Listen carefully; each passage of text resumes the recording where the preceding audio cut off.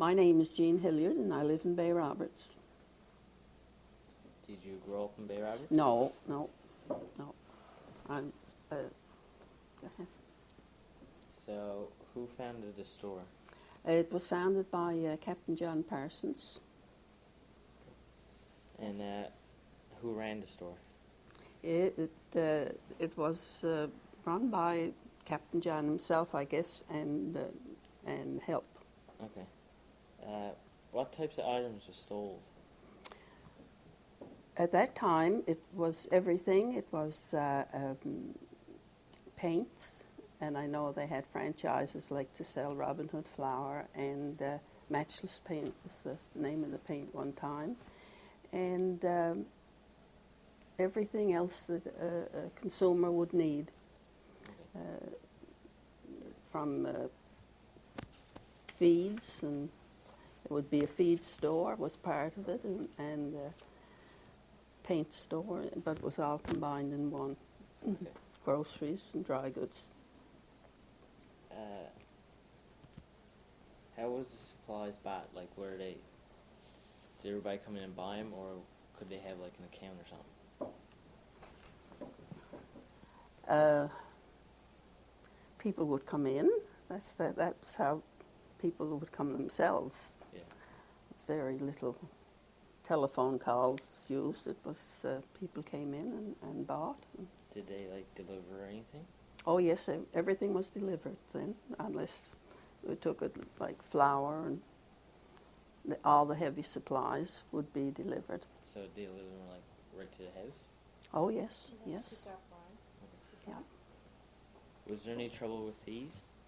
I don't think so. I guess along the line, but nothing that I remember. No, people were very honest. Yeah. What unusual items were available to buy back then than there is now? Oh, I'd say there's more available now than back then, but it was just different. Yeah. People would buy molasses from the barrel, from the puncheon, and would buy oil, and at that time you'd buy beans and split peas and things. That was all by the pound. It was loose and be weighed out, and nails, everything would be weighed, and sugar be weighed, and all. It was just sold in a different way than it is today. Everything is packaged, prepackaged now. So back then it all came in in bulk? Yes, what we call bulk now. Yeah. Actually, like the bulk food stores, that's not new. No. That's, yeah. Okay. Yeah. What kind of candy could you buy back then, and how much were they? Oh. Well, I guess they had different names, but I'm sure that, as we mentioned before, barrel candies and hot knobs and molasses kisses and things like that. Yeah. Or is there any candy that you could buy back then that you can't buy now? Oh, I'm sure there was, yeah. Okay. I'm sure. I can't think of the names right now, but like everything else, it changes, yeah.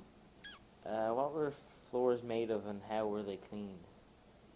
Well, in Captain John Parsons' store, it was hardwood floors, the narrow hardwood, and every morning they put dustbane, and dustbane is a green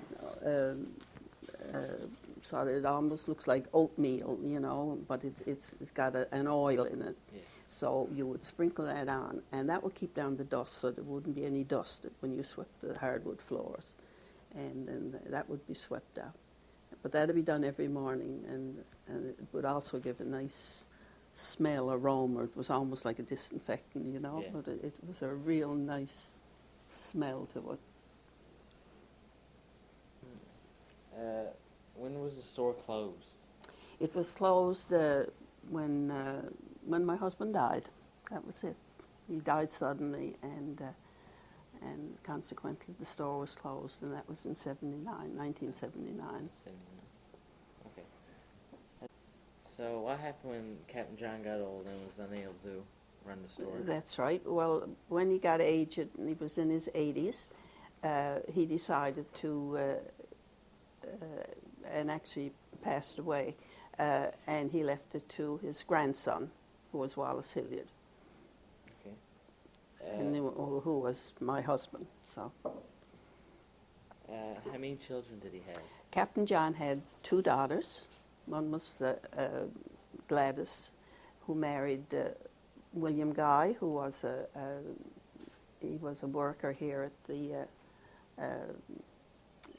the Western Union Cable, and the other daughter married Bert Hilliard, and they were both what do you call it, telegraphers, I suppose, here at the Western Union building. Yeah. How were the supplies brought to the store and the other buildings? Well, they would come by train in at the station, and then they'd be brought out. There was always men, and that was their occupation, was to bring out all the packages and dry goods that came at the station, and also would come by boat too, I imagine. Yeah.